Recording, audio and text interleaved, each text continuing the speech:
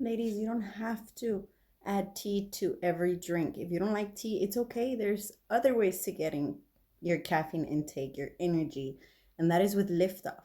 LiftOff actually helps you get some energy too, not just concentration. So try that out if you don't like any of the teas.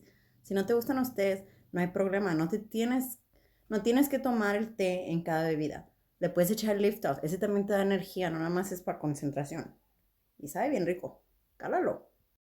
Así que les voy a enseñar una recetita bien rica, beneficiosa y sin té. So I'm going to show you a recipe that is very beneficial, so yummy, and no tea.